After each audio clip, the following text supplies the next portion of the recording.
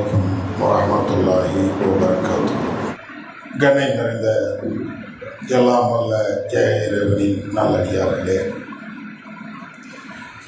அல்லாஹ்வின் பேரொருளால் தமிழ்நாடு தௌஹீத் ஜமாத் தர்மபுரி மாவட்டத்தின் சார்பிலே செயல் வீரர்கள் வீராங்கனையுடைய கூட்டத்தில் நாம் எல்லாம் பங்கு பெற்று அதனுடைய இறுதி கட்ட நிலையை எட்டியிருக்கிறோம். இந்த நேரத்தில் கட்டமைக்கப்பட வேண்டிய தாவா பணிகள் என்ற ஒரு தலைப்பு எனக்கு வழங்கப்பட்டு இருக்கிறது. காலையில் இருந்தே நம்முடைய ஜமாத்தின் தாவா பணிகளை பற்றி பல்வேறு விதமான செய்திகள் உங்களுக்கு வழங்கப்பட்டு இருக்கிறது. அதே போன்ற ஒரு கோணத்தில் இந்த தலைப்பும் எனக்கு தரப்பட்டு இருக்கிறது. எனக்கு முன்னால் கிளைகளிடத்தில் கருத்துக்கள் கேட்கின்ற பொழுது கூட இந்த தாவா பணியை வீரியமாக செய்வதற்கு என்ன வழிமுறைகள் இருக்கிறது என்பதை பற்றி கிளை நிர்வாகிகளாக தாய்களாக இருக்கக்கூடிய உங்களிடத்திலேயும் கருத்துக்கள் கேட்கப்பட்டது. இஸ்லாமும் முஸ்லிம்களும் என்ற தலைப்பு இப்படிப்பட்ட ஒரு அஜெண்டாவை உங்களுக்கு அறிவிக்கப்பட்டு இந்த அஜெண்டாவில் நாம் எவ்வாறெல்லாம் செயல்பட வேண்டும் என்பதையெல்லாம் உங்களிடத்தில் கேட்கப்பட்டு பல்வேறு தகவல்களை நீங்கள் சொல்லி இருக்கிறீர்கள். இந்த நேரத்தில் தான் கட்டமைக்கப்பட வேண்டிய தாவா பணி என்ற தலைப்பு எனக்கு வழங்கப்பட்டு இருக்கிறது. முதல் விஷயம், ஒரு கேள்வியோடு என்னுடைய உரையை துவங்கலாம் என எண்ணுகிறேன். நாம் அத்தனை பேர்களுமே தௌஹீத் என்ற ஒரு பிரம்மாண்டமான ஒரு குடும்பத்தை சார்ந்தவர்கள். ஒருவர் அண்ணனாக இருக்கலாம், இன்னொருவர் தம்பியாக இருக்கலாம், ஒருவர் அக்காவாக இருக்கலாம், இன்னொருவர் தங்கையாக இருக்கலாம். இப்படி நாம் எல்லோருமே தௌஹீத் என்ற ஒரு குடும்பத்தை சார்ந்தவர்களாக இருக்கிறோம். இந்த ஜமாத்தும் அதைத்தான் வலியுறுத்துகிறது. அதே நேரத்தில் இந்த ஜமாத்தினுடைய அடிப்படை, அதைவிட நாம் ஏற்றுக்கொண்டிருக்கக்கூடிய மார்க்கத்தினுடைய அடிப்படை என்பது முழுக்க முழுக்க இறைப்பணி, தாவா பணி மட்டும்தான். அதை எல்லாருமே நாம் தெரிந்து வைத்திருக்கிறோம். இதை இன்னொரு வார்த்தையில் சொல்ல வேண்டும் என்றால் நபிமார்கள் செய்த பணி. இதைத்தான் நாம் திரும்ப திரும்ப சொல்லுவோம். ஆத நபியில இருந்து நபி அவர்கள் வரையிலையும் ஒரு நபி கூட விடாமல் அத்தனை நபிமார்களுக்கும் இறைவன் இட்ட கட்டளையும் அதுதான். பல்லகு மாவுசில இலை, நபியே உங்களுக்கு எது என் புறத்தில் இருந்து வகியாக அறிவிக்கப்பட்டதோ அதை நீங்கள் மக்களுக்கு மத்தியில் எடுத்து சொல்லிவிடுங்கள். எல்லா இறை தூதர்களுக்கும் அல்லாஹ் திரும்ப திரும்ப திரும்ப மீண்டும் மீண்டும் சொன்னது இதுதான். அடிக்கிறாங்களே தாவா பணி பண்ணு, உதைக்கிறாங்களே தாவா பணி பண்ணு, எல்லாரும் சேர்ந்து ஏசுகிறாங்களே தாவா பணி பண்ணு, என்னை முட்டாள் நாங்களே தாவா பணி பண்ணு, என்ன லூசுன்னு நாங்களே தாவா பணி பண்ணு. குரான் நீங்கள் படித்து பாருங்கள். நான் புதுசாக ஒன்றும் சொல்லலை.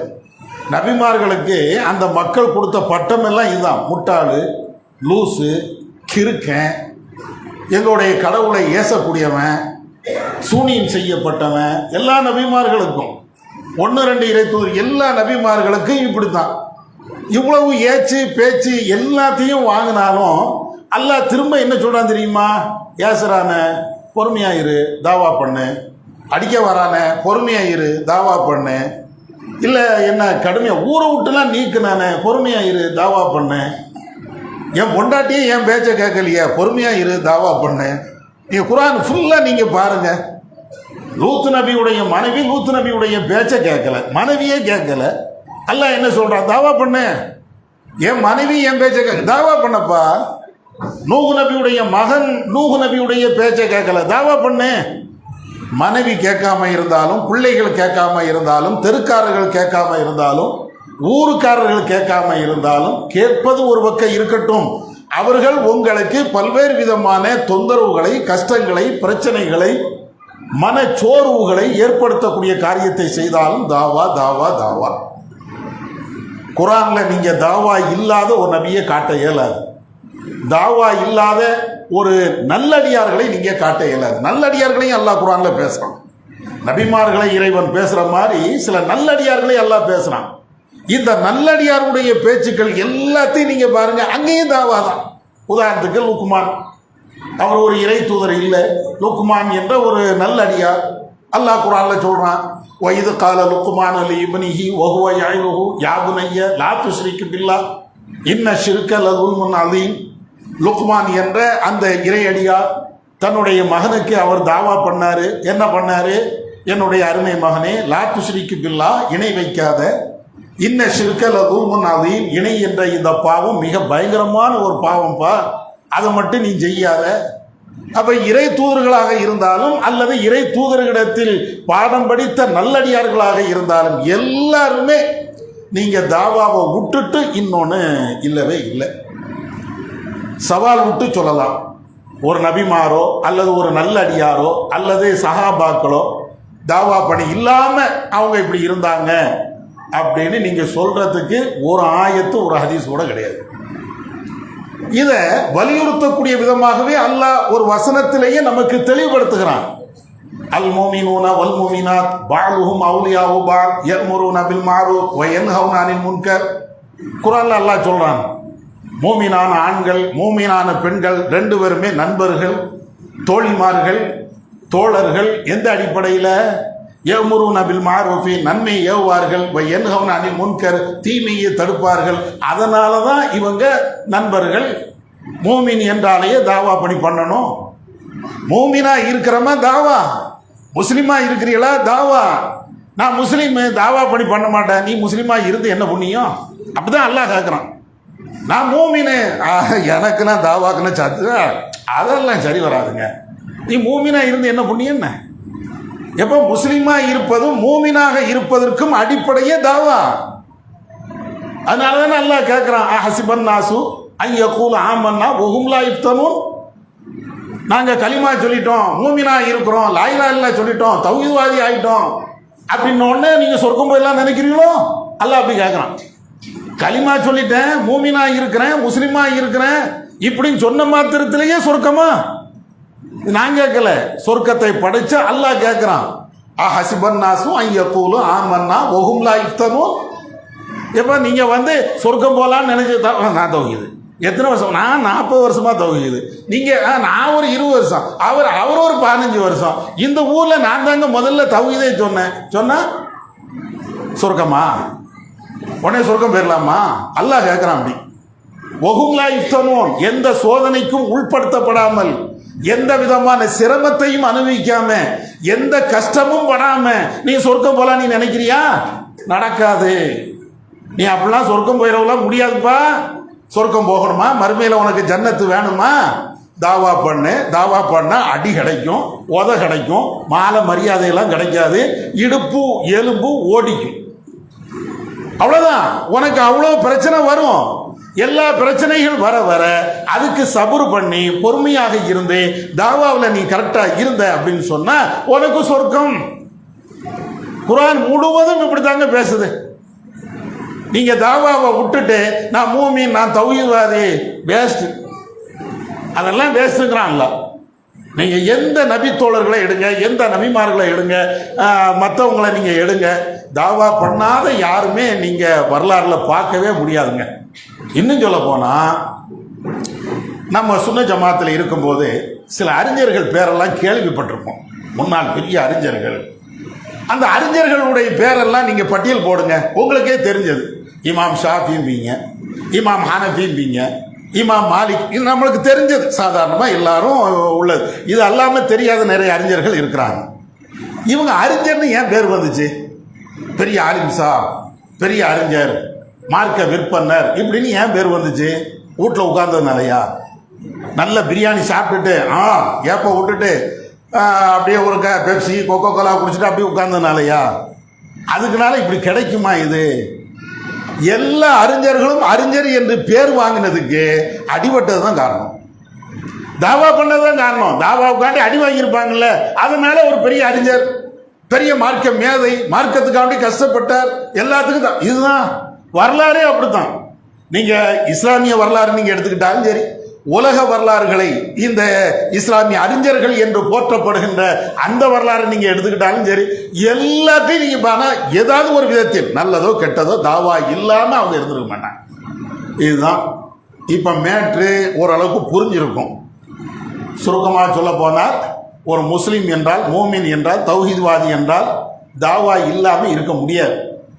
தாவா செய்தால் தௌஹீத்வாதி, தாவா இல்லை என்றால் நீ எந்த வாதியாகவும் வச்சுக்க, தௌஹீத்வாதியாக இருக்க முடியாது. அவ்வளோதான். நீ ஏதாவது ஒரு வாதியாக இருந்துட்டு போகலாம், ஏதாவது ஒரு வாதியாக இருக்கலாம், ஆனால் தௌஹீத்வாதியாக இருக்க முடியாது, மூமினாக இருக்க முடியாது. நீங்கள் தாவா பண்ணி ஆகணும். இப்போ தான் ஒரே ஒரு கேள்வி உங்கள்கிட்ட கேட்க ஆசைப்படுகிறேன். தாவா பண்ணணும், சரி, ஏன் பண்ணணும்? முதல்ல அங்கேருந்து தானே வரணும். எல்லா நபிமார்களும் தாவா பண்ணியிருக்கிறாங்க, சஹாபாக்கள் தாவா பண்ணியிருக்கிறாங்க, சஹாபிய பெண்கள் தாவா பண்ணியிருக்கிறாங்க, பெரிய பெரிய நல்லடியார்கள் தாவா பண்ணியிருக்கிறாங்க, எல்லாம் சரி. நாமளும் தாவா பண்ணணும், சரி, ஏன் பண்ணணும்? ஏன் பண்ணணும்னு தெரியணும்ல. தெரிஞ்சா தானே நம்ம அது உத்வேகமாக பண்ணுவோம். இப்போ உதாரணத்திற்கு நம்முடைய அண்ணன் ஒரு கடையை திறக்கிறாரு. ஏப்பா கடையை திறக்கிற? திறந்தேன். அட ஏன்டா கடையை திறந்த? எல்லாரும் திறக்கிறாங்க, நானும் திறந்தேன். என்னடா வியாபாரம் பண்ண? ஏதோ பண்ணுறேன். இது உருப்படுமா? அட ஒரு கடையை திறக்கிறதா இருந்தால் என்ன கடை, எதுக்காக வேண்டி, அது எல்லாம் தெரியணும். அந்த கடையில் என்ன வியாபாரம் பண்ண போகிறோம், அந்த வியாபாரத்தினால எனக்கு கிடைக்கக்கூடிய லாபம் என்ன, அதனுடைய முழு விவரம் தெரிஞ்சு கடையை திறந்து வியாபாரம் பண்ணால் வியாபாரம் நடக்கும். எதுக்குப்பா கடையை திறந்தப்பா, பஜார் எல்லாம் கடையாக இருக்குதுல்ல, அதே மாதிரி நானும் ஒரு கடையை திறந்தேன்னா வியாபாரம் நடக்குமா? ஒன்றும் நடக்க. அப்போ நம்ம ஏன் ஒரு கடையை திறக்கிறோம் தெரியணுமா இல்லையா? இப்போ எல்லாரும் இந்த நிகழ்ச்சிக்கு வந்திருக்கிறீங்க, எதுக்கு வந்தீங்க? அப்போ ஒரு நிகழ்ச்சிக்கு நாம் வர்றதா இருந்தால் அது ஒரு காரணம் தெரியணும். அதே மாதிரி தான் நம்ம தாவா பண்ணுறதா இருந்தால் ஏன் தாவா என்பது ஏன் செய்கிறோம் என்ற கேள்விக்கு நீங்கள் ஒவ்வொரு ஆளும் சொன்ன பதில் ஓரளவு கரெக்டு தான், அதில் மாற்றுக்கிறது கிடையாது. நன்மைக்காக தாவா செய்கிறோம், கரெக்டு தான். நான் சொர்க்கம் போகணும் என்பதற்காக தாவா பண்ணுறோம், கரெக்டு தான். அதே மாதிரி இன்னும் பிற மக்கள் நேர்வழி பெற வேண்டும் என்பதற்காண்டி தாவா பண்ணுறோம், கரெக்டு தான். அல்லாஹ் குர்ஆனில் தாவா பண்ணணும்னு சொல்கிறான், அதனால நான் தாவா பண்ணுறேன், கரெக்டு தான். என்னுடைய நன்மை நான் இறந்ததற்கு பின்னாலும் எனக்கு கிடைக்கணும், அதனால தாவா பண்ணுறேன், அதுவும் கரெக்டு தான். இவைகள் அனைத்துமே நாம் இந்த குர்ஆனை ஹதீஸை படித்ததுனால தாவா பணி ஏன் செய்ய வேண்டும் என்பதற்கு நாம் படித்த ஒரு காரணத்தில் இருந்து, புரிந்து கொண்ட ஒரு காரணத்தில் இருந்து நாம் தெரிஞ்சுக்கிட்டோம். சரிதான், இதெல்லாம் சரிதான். ஆனால் இதை விட முக்கியமாக இன்னொரு காரணத்தை அல்லாஹ் சொல்கிறான். அந்த பெண் மட்டும் சொன்னாங்க. அதை என்ன காரணம் தெரியுமா? ஒரு மனிதன் தாவா பண்ணுவது என்பது இன்ன பிற ஆட்கள் அவங்க நேர்வழி வருவாங்க வரமாட்டாங்க என்பதையெல்லாம் தாண்டி நான் நல்லவனாக இருக்கணும். இதை குர்ஆன்ல அல்லாஹ் சொல்கிறான். குந்தும் கைர உம்மத்தின் உஹ்ரிஜத் லின்னாஸ் தஅமுரூன பில் மஅரூஃபி வ தன்ஹவுன அனில் முன்கரி வ து'மினூன பில்லாஹ். அல்லாஹ் சொல்கிறான், நீங்கள் தான் சிறந்த பெண்ணு, அல்லது நீங்கள் தான் சிறந்த உம்மத்து. குந்தும் கைர உம்மா, சிறந்த மக்கள் நீங்கள் தான். எப்போ சிறந்த மக்கள்? நன்மையை தீமையை தடுக்கின்ற பொழுது, தாவா பணியை நீங்கள் செய்கின்ற பொழுது நீங்கள் தான் சிறந்த சமுதாயம் அப்படிங்கிறான். இதில் இருந்து என்ன விளங்குது? நான் நன்மை ஏவி தீமையை தடுக்கிறேன் என்றால் நான் சிறந்தவன். நான் நன்மை ஏவி தீமையை தடுக்கவில்லை, தாவா பணி செய்யவில்லை என்றால் கெட்டவன். வேற என்ன? அதான் அதுக்கு அர்த்தம். நன்மை ஏவி தீமையை செய்யுங்க, நல்லவர்கள். நன்மை ஏவி தீமையை தடுக்கலை, அந்த தாவா பணியை நான் செய்யலை, கெட்டவன். இப்போ நம்ம நல்லவர்களா கெட்டவர்களா? தாவா பணி பண்ணிட்டு சொல்லணும், சரியா? ஒவ்வொரு ஆளும் நான் அது எப்படி தாவாங்கிறது ரெண்டா நான் சொல்கிறேன். நான் நல்லவன் என்றால் குர்ஆன் ஹதீஸை மக்களுக்கு தாவாவில் கொண்டு போகணும். யாராக இருந்தாலும் சரி, சின்ன குழந்தையா இருக்கட்டும், வாலிப பிள்ளையா இருக்கட்டும், வயோதிக ஆளாக இருக்கட்டும், நான் தாவா பண்ணுறேன் அப்படின்னு நான் தாவா பண்ணாதான் நான் நல்லவன். நான் நல்லவன் என்று சொல்றதா இருந்தால் என்னிடத்தில் ஏதாவது ஒரு விதத்தில் தாவா இருக்கணும், இருந்து கொண்டே இருக்கணும். அதை ஒரு வார்த்தையில் சொல்ல போனா முதல்ல நம்ம சொன்ன மாதிரி தான். அதாவது நான் நல்லவனாக ஆக வேண்டும் என்றால் தாவா. உதாரணத்துக்கு நீங்க பாருங்களேன், நடைமுறையில் உள்ள ஒன்று, நீங்க ஒரு ஆள்கிட்ட போய் வரதட்சணை வாங்காத வரதட்சணை வாங்காத இப்படி சொல்லிக்கிட்டே இருங்க. திரும்ப திரும்ப திரும்ப உங்க குடும்பத்திலேயோ அல்லது நண்பர்கள்ட்டையோ தோழிகள்கிட்டையோ இது தவறு, இந்த வரதட்சணை வாங்கக்கூடாது, தப்பு தப்பு தப்பு அப்படின்னு நீங்க சொல்லிக்கிட்டே இருங்க. அதனுடைய ரிசல்ட் என்ன தெரியுமா? நீங்க யார்கிட்ட சொன்னீங்களோ அவங்க நேர்வழி பெறாங்க, நேர்வழி பெறாம போறாங்க. அதை பற்றி உங்களுக்கு கவலை இல்லை. நீங்க சரியான பாதையில் இருந்துகிட்டே இருப்பீங்க. நீங்க கரெக்டா இருந்துகிட்டே இருப்பீங்க. எப்போ வரதட்சணை வாங்க மாட்டீங்க, நீங்க வரதட்சணை வாங்கக்கூடிய அந்த திருமணத்தில் கலந்து கொள்ள மாட்டீங்க. ஏன்னா அதுதான் நீங்க தீமைன்னு சொல்லிக்கிட்டே இருக்கிறீங்களே. நீங்க தீமை தீமை தீமைன்னு சொல்ல சொல்ல அந்த தீமை நம்ம இடத்தில் வராது. அதனாலதான் நீங்க சிறந்தவங்கிறான். அல்லாஹ் சிறந்தவன் சொல்றதுக்கு காரணமே அந்த நன்மையை ஏவி தீமையை நீங்க தடுக்க தடுக்க அந்த தீமை நம்மள்கிட்ட வராது. ஒண்ணு வேண்டாம், பீடி குடிக்காத, சிகரெட்டு குடிக்காத, பான்பராக்கு போடாத இப்படி சொல்லிட்டே இருங்க. நீ போடுவியா? தண்ணி அடிக்காதப்பா, தண்ணி அடிக்காத, வட்டி வாங்காத, வட்டி வாங்காத அப்படின்னு சொல்லிக்கிட்டே இரு. ஏன்ட்ட வராது. முதல்ல நீங்க யார்கிட்ட தாவா பண்றீங்களோ அவன் நல்ல வட்டி வாங்குவான் அல்லது வட்டி விடவும் செய்யலாம். அது அல்லாஹ்வுடைய கையில இருக்குது. ஆனா நான் வட்டி வாங்க மாட்டேன், நான் அந்த தீமையை நான் செய்ய மாட்டேன். இதுதான். அதனாலதான் குர்ஆன்ல என்ன சொல்றான் தெரியுதா? வதவாசௌ பில் ஹக்கி வதவாசௌ பிஸ்ஸப்ர். எல்லாத்துக்கும் தெரியுமா? எல்லாத்துக்கும் தெரிஞ்ச ஒரு வசனம் தானே. வதவாசௌ பில் ஹக்கி வதவாசௌ பிஸ்ஸப்ர். அப்படின்னா என்ன? நமக்கு மத்தியிலேயே நன்மையை ஒருவருக்கொருவர் சொல்லணும். அப்படின்னா என்ன அர்த்தம்? எனக்கு நீங்க சொல்லணும், உங்களுக்கு நான் சொல்லணும். இதை இன்னும் புரியக்கூடிய விதத்தில் எளிமையாக சொல்றதாக இருந்தால், நான் இன்னைக்கு சுபுக்கு போறேன்னா தலைவரை கூப்பிடணும், வாங்க சுபுக்கு போறேன்னு கூப்பிடணும்.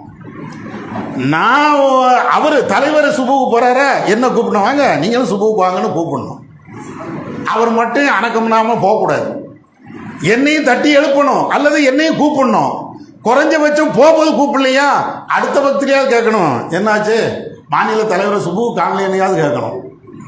இப்படி கேட்குறோமா? நம்ம ஒரு தாவாவை எங்க இருந்து ஆரம்பிக்கணுமோ அப்படி ஆரம்பிக்கிறோமா? நீங்க தருமபுரி இந்த கிளைன்னு வச்சுக்கிடுங்களேன். தருமபுரி அண்ணா நகர் கிளை, அண்ணா நகர் கிளையில் இவ்வளோ பெரிய மர்க்கஸை கட்டி வச்சிருக்கிறோம். எவ்வளோ பேர் இருக்கிறோம்? எவ்வளோ பேர் இருந்தாலும் சரி, சுபுக்கு எத்தனை பேர் வாரோம் கேட்கணும்ல. ஏப்பா வரல, ஏன் வரல, ஏன் நீ லூருக்கு வரல, ஏன் அசருக்கு வரல, ஏன் மாரிப்புக்கு வரல இப்படின்னு ஒரு ஆள் மட்டும் கேட்கக்கூடாது.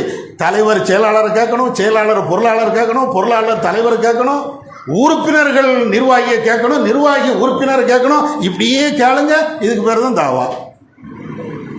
நம்ம என்ன செய்யறோம் தெரியுமா? இதை மட்டும் கேட்க மாட்டோம். சிறுக்கு அதை பேசுவோங்க. மாநில தலைவரை கூப்பிடுங்க, மாநில பொதுச்செயலாளரை கூப்பிடுங்க, பயங்கரமா ஒரு மீட்டிங் பண்ணோம். போடு, தொழுகை என்னப்பா ஆச்சு? ஓன்ட்ட இருக்கக்கூடிய சின்ன சின்ன தவறை ஏன் இன்னொரு ஆள் சொல்றதுக்கு அதுக்கு வாய்ப்பு தர மாட்டேங்கிற? ஏன்ட்ட இருக்கக்கூடிய அந்த தவறை இன்னொரு ஆள் சுட்டி காட்டணும்ல, அதுவும் தாவா தானே.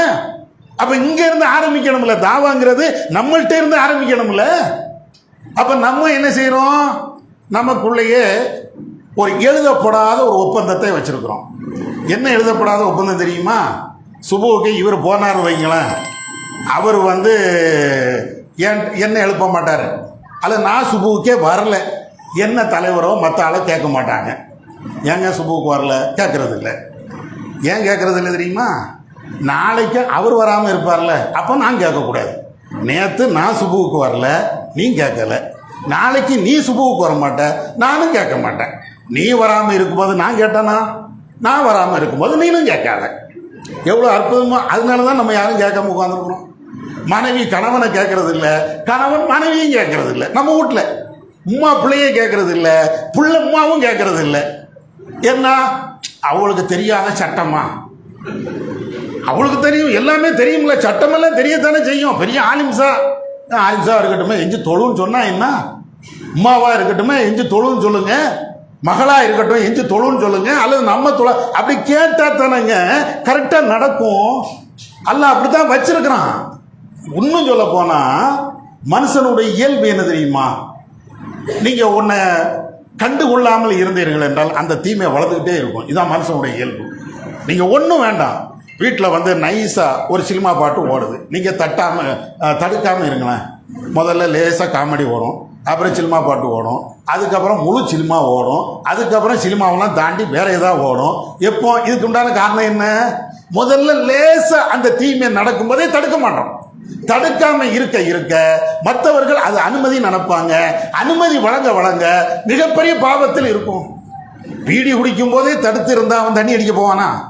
பீடி குடிக்கும் போதே நம்ம சரி பீடி தானே, அது ஒரு நாளைக்கு ஒருக்கத்தானே குடிக்கிறான், சரி நாளைக்கு குடிக்க மாட்டான், இன்னைக்கு விட்டுருவான், இப்படின்னு வச்சது தான் அவன் தண்ணி அடிக்க வரையும் போகிறான். தண்ணி அடித்ததுக்கு பின்னாடி இருக்க பையா எவ்வளோ முட்டாளாக ஆகிட்டான் பாரு, எவ்வளோ நல்ல பையன், தொகுதி ஜமாத்தில் நிர்வாகியாக இருந்தான், தண்ணி அடிக்கான்.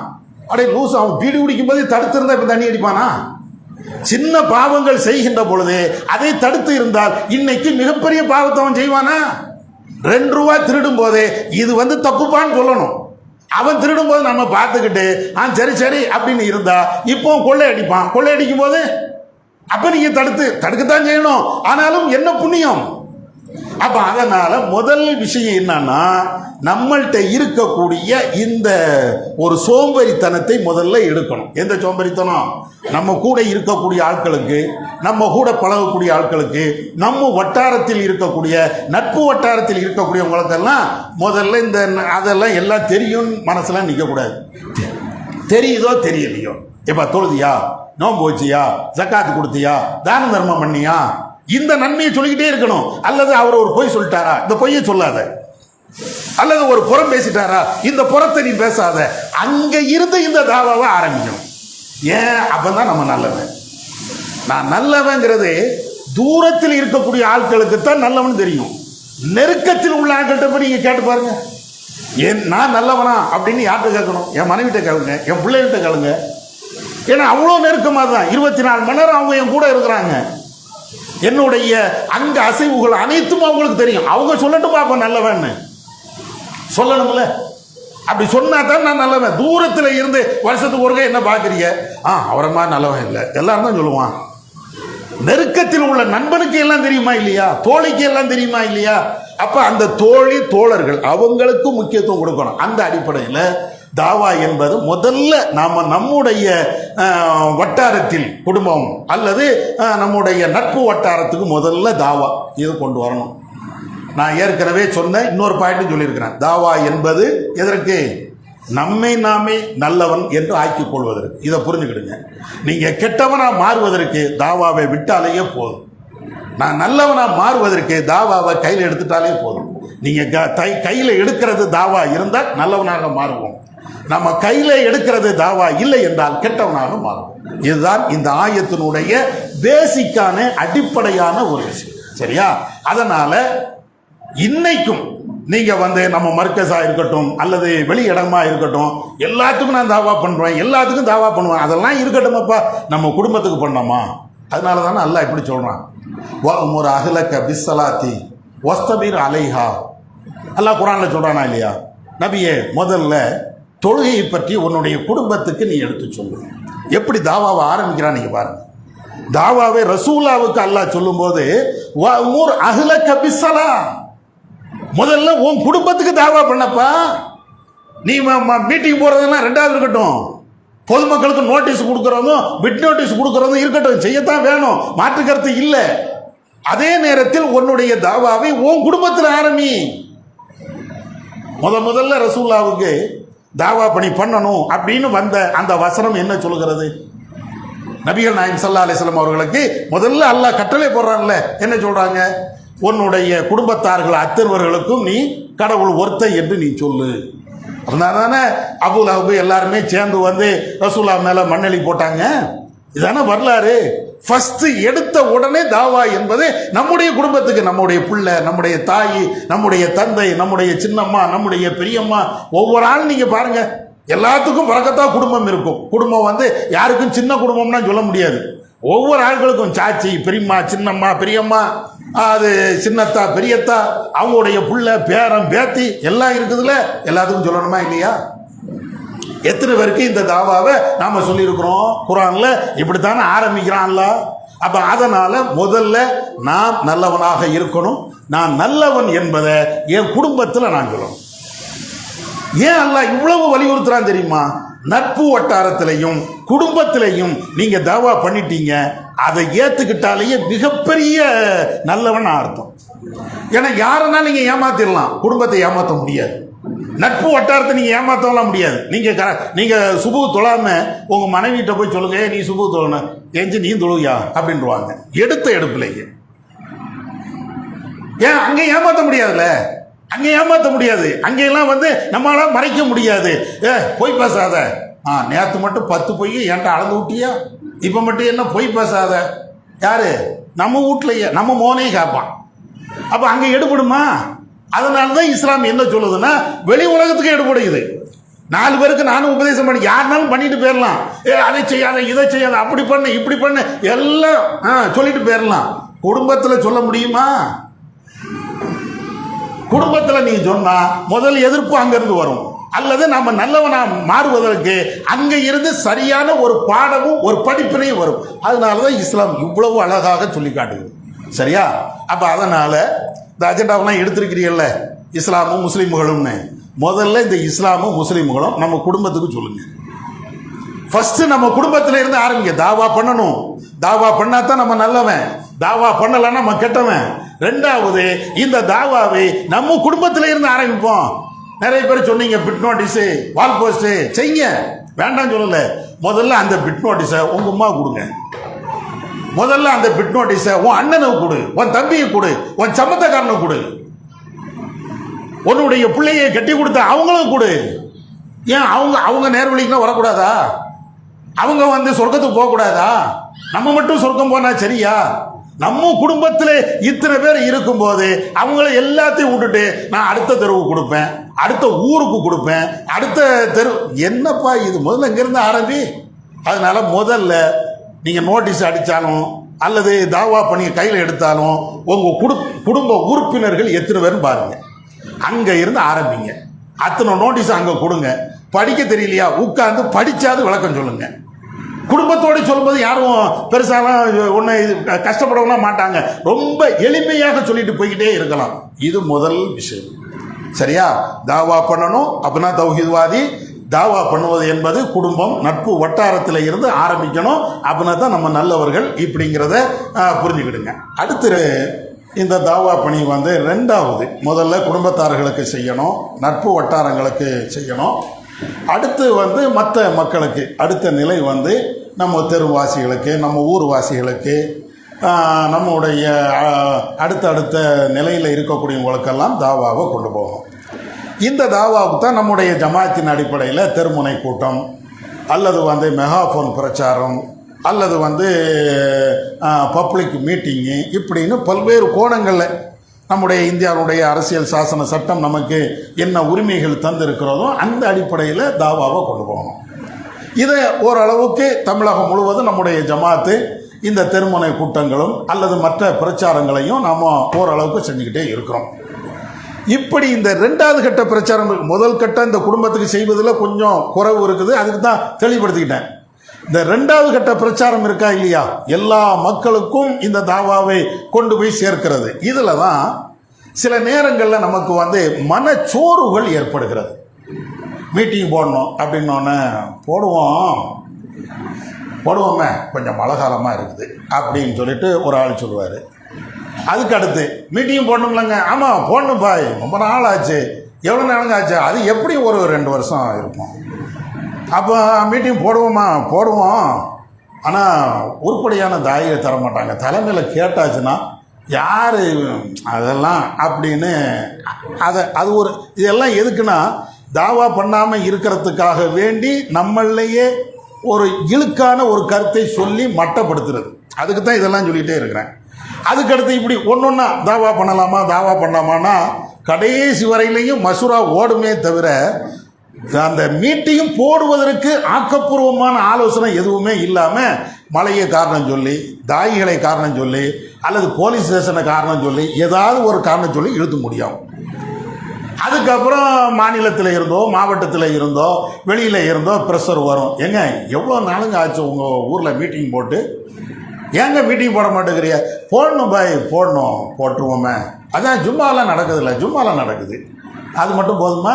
வெளியில் கொண்டு போகணும்ல தாவாவை அப்படின்னு சொன்னால் போடுவோம். அதுக்கப்புறம் இதை மாதிரி ஏதாவது ஒரு அழுத்தத்தை கொடுத்து நீ கண்டிப்பாக போடணுன்னொன்னே சரி சரி போட்டுருவோம் அப்படின்னு சொல்லிட்டு இறங்கணும். இந்த சோர்வு வருவதற்கு என்ன காரணம்? முதல்ல அதை வழங்கணும். நம்மள்கிட்ட ஏன் அடிக்கடி இந்த தாவா பணிகளில் ஒரு சோர்வு, ஒரு பின்னடைவு, ஒரு தயக்கம் இப்படியெல்லாம் வருதா இல்லையா? இதுக்கு என்ன காரணம்? என்ன காரணம் அப்படின்னா, முதல் விஷயமே நம்ம அடிக்கடி சந்திக்கிறது இல்லை, அடிக்கடி நமக்கு மத்தியில் தாவாவை பகிர்ந்து கொள்வதில்லை. இதுதான் காரணம். நீங்கள் வேற எந்த காரணம் பார்க்க முடியாது. முதல்ல 5 நேர தொழுகைக்கு மர்க்கஸுக்கு வரணும், குறைஞ்சபட்சம் ஒரு வக்துக்காவது வரணும்.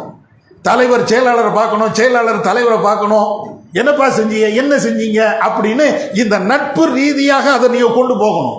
அது கொண்டு போகலன்னு வைங்களேன், தலைவர் செயலாளரையும் ஒரு மாதத்துக்கு பின்னால் சந்திச்சா அவங்க என்னதை பேசுவாங்க? அது எப்படி நம்ம கருத்து பரிமாற்றங்களை எப்படி பண்ண முடியும்? டெய்லி தலைவர் செயலாளர் நிர்வாகிகள் சந்திச்சே ஆகணும் ஏதாவது ஒரு விதத்தில். ஏன்னா நம்ம என்ன சந்திரமண்டலத்திலே உட்கார்ந்துருக்குறோம். சவுதியில் இருக்கக்கூடிய ஆள் நம்ம மகளோ சவுதியில் இருக்கிறாரு, டெய்லி பேசிட்டு நம்மள ஃபோனில் 2 நாளைக்கு ஒருக்காவது, ஒரு 2 நாள் கழித்து ஃபோன் வரலன்னு வைங்களேன், தலையே வெடிச்சிரும். அம்மாவுக்குலாம் வாப்பா பேசாமல் கல் போல இருந்துருவார், அத்தாலாம் ஒரு மாதிரியா இருந்துருவாங்க. அம்மாவுக்கு பிள்ளைகிட்ட பேசலான்னா இருக்கவே முடியாது, அப்படியே வெடிச்சிரும், பேசியே தீரணும் அப்படின்னு இருக்கிறோம்ல. அதே மாதிரி தலைவர் செயலாளர்கிட்ட, செயலாளர் துணை செயலாளர்கிட்ட இப்படி மாறி மாறி அது பேசாததுனால என்ன ஆகுதுன்னா ஒரு மாதிரியா சுணக்கம் ஏற்படுகிறது. ஷைத்தான் நம்முடைய உள்ளத்தில் வாரான். இந்த ஷைத்தான் நம்முடைய உள்ளத்தில் சுணக்கத்தை ஏற்படுத்த இல்லாத கற்பனைகள் எல்லாம் பண்ணி என்னத்தை தாவா அப்படின்ட்டு போயிடும். முதல்ல இதை விட்டுறணும். நமக்கு மத்தியில் நீங்கள் தாவா பண்ணாதான் அதுக்கு அப்புறம் தான் என்ன ஆகும்னா உத்வேகம் வரும். 4 பேருக்கு எடுத்து சொல்லணுமே அப்படிங்கிற சிந்தனை வரும். சரியா? இப்போ இதுக்கு நீங்கள் பாருங்க, ரசூலுல்லாஹ் எவ்வளவு கவலைப்பட்டாங்க. அவருக்கு கடுமையான ஆத்திரம், கடுமையான கோபம், கடுமையான மனக்கவலை. என்ன மனக்கவலை?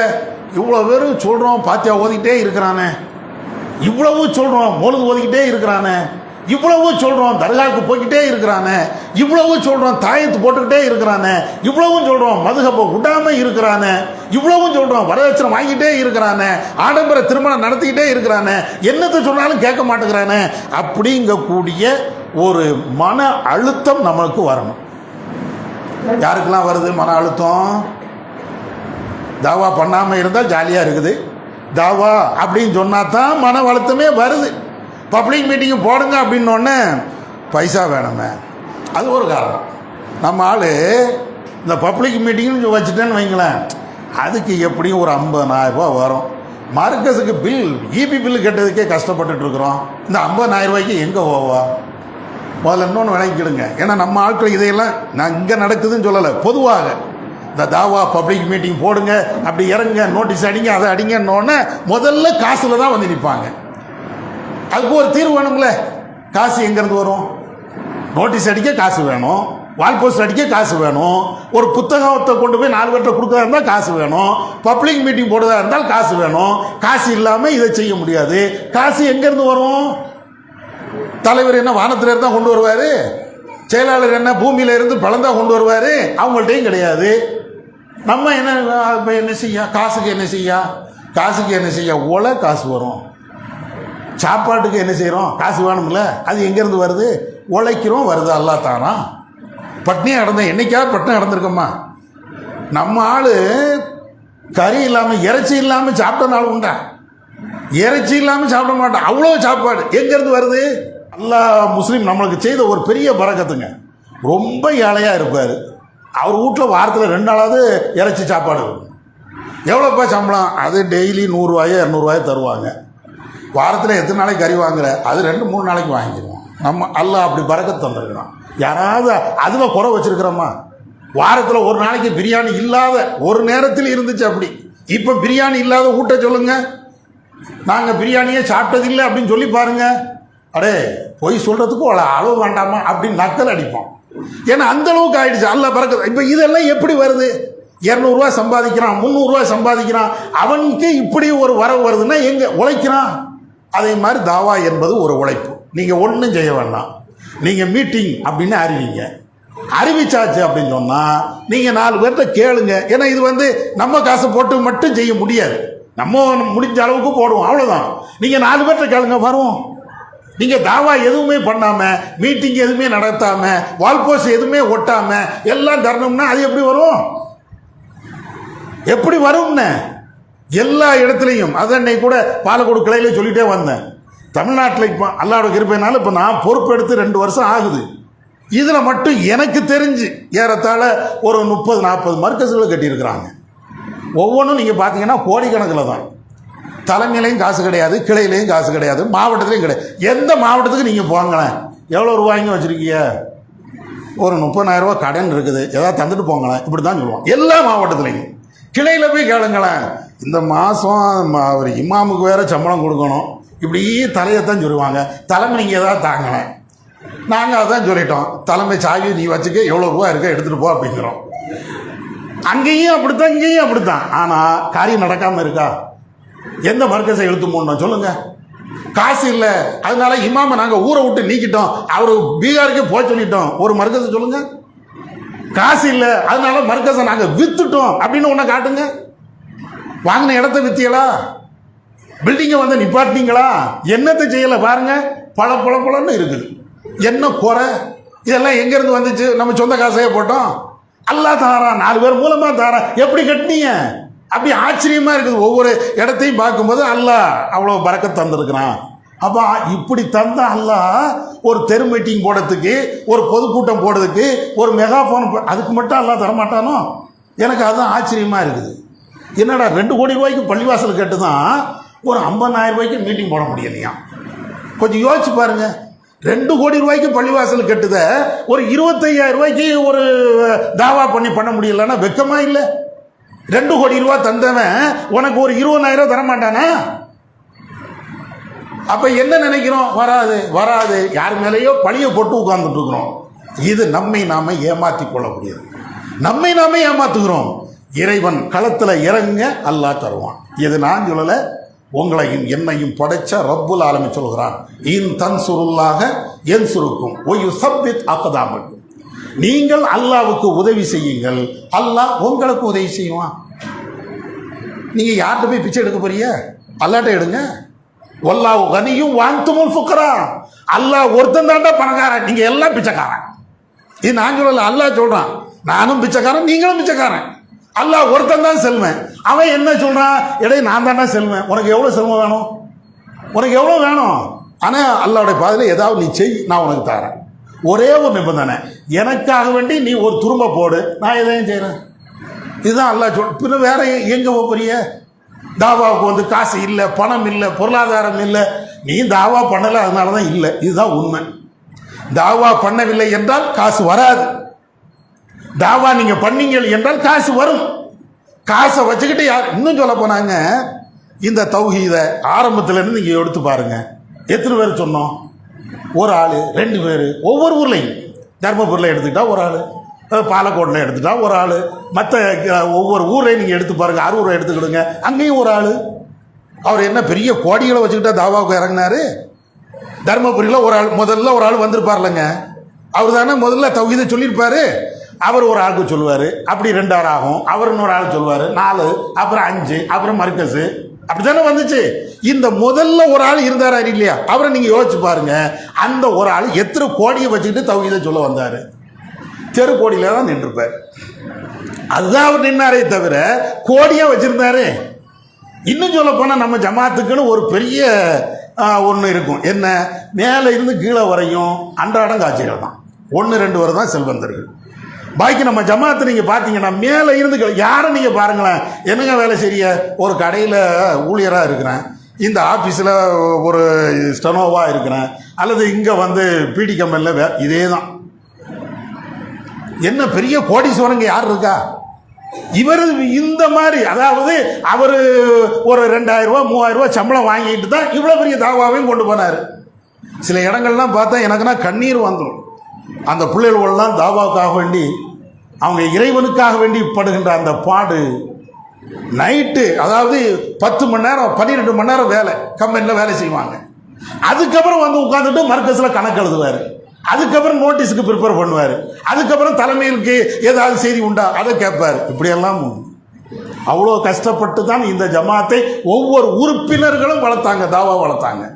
யாரும் காசு பணம் பொருளாதாரத்தை வச்சுட்டுனா யாருமே கிடையாது. ஆரம்பத்தில் இருந்து இறைவனுடைய அருளாக இன்னைக்கு ஜமாத்து வந்து பல்வேறு நிறுவனங்களை நடத்துகிறது என்றால், மதரசாக்கள், ஆண்கள் மதரசா, பெண்கள் மதரசா, முதியோர் இல்லம், இப்படின்னு எல்லாம் நடத்துகிறோம்ல. என்ன காசை வச்சுக்கிட்டா வந்தோம்?